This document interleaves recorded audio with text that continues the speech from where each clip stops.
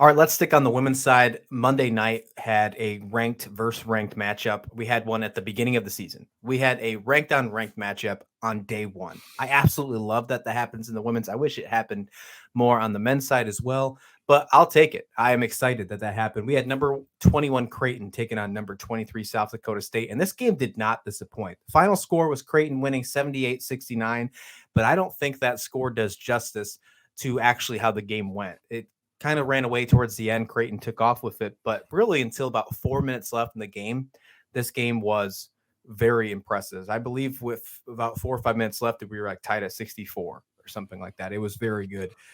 Creighton is going to be a very fun team. Both these teams are actually going to be really exciting to watch all season. Wouldn't be surprised if we see both these teams finish ranked once the season's over. We see them make some noise in both the tournament. South Dakota State won the NIT last year. I think this is the year they make the tournament and actually probably get a couple wins in that tournament. We saw Creighton in the Elite Eight last year. Wouldn't be surprised if we see them go even farther or at least return back to that style. Lauren Jensen for Creighton was unbelievable. 30 points in that one.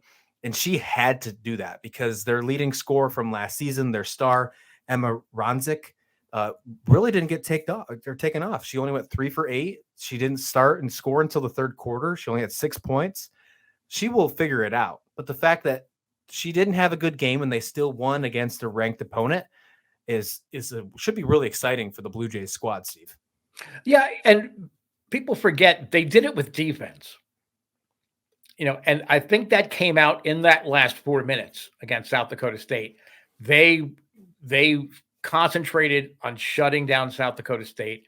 South Dakota State has shooters galore coming off the bench in their starting rotation.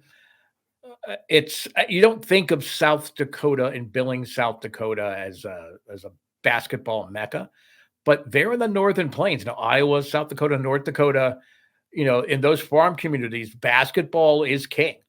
I mean, a lot of these communities can't play football or they play 7-man football because there's just not enough kids to field in this football team. So a lot of the better athletes focus on basketball. And on the women's side, that's always been the case there in the Northern Plains. South Dakota State is going to be heard from all year long. I think, in their conference in the summit, I think they may be the class of that. They deserve that top 25 ranking. I would be disappointed to see if they dropped out of the top 25 just because of a loss to Creighton. And Creighton is out to prove that last year's Elite Eight run was not a fluke. And if they tighten up on defense, from what I didn't see the whole game, didn't watch it as much as you did, but what I did see in the first half, it seemed that they did have some defensive lapses. Mm-hmm. A lot of that is probably due more to the play of South Dakota State as opposed to any kind of Creighton weaknesses. But this was a great game, right? And for it to be opening night, to have 2 ranked teams. Come on, men. Be men. Get more of these games. Okay, I understand you play like big money tournaments and you play on battleships and aircraft carrier. I understand that. But opening night, make it a big deal. Remember when Midnight Madness, all the first practices was always a big deal? That kind of faded away, and now it's, we're playing for the holiday tournaments. We're playing for the NCAA tournament. Let's make every game exciting from game 1 to game 31. Let's make them all exciting.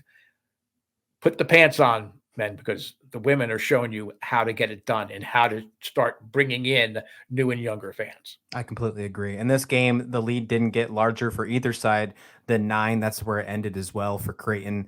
You speak about the Jackrabbits, and their offense is incredible, including from the bench as well. And some of those from the bench are true freshmen, which are absolutely exciting. Maya Seelan, though, 22 points from her. She really led the charge. I was really excited from sophomore Haley Timmer, I believe. 10 points, that's it. But she was 50% from the 3-point line. She's got a motor. And she has I feel like she had some foul trouble at the beginning of the first half. And if it wasn't for that, I feel like her stats would be a lot higher. It just seemed like everywhere the ball was, she was there. She was just making some amazing plays, and I'm not surprised that we're going to hear that name more and more. But you talk about the bench play, and it looks like they're going to get some very valuable minutes for some freshmen. Brooklyn Meyer, 12 points. She had 16 minutes. And then Ellie Kolbeck, another freshman, 23 minutes, and she had 10 points. South Dakota State was very good from the 3-point line last year. That was something that they struggled with. I think that's why they lost this game. They were only 5 for 21. They shot just under 24%. That's going to have to improve if they're going to want to continue to play good against ranked opponents. Obviously, if they get that chance to go dancing in March.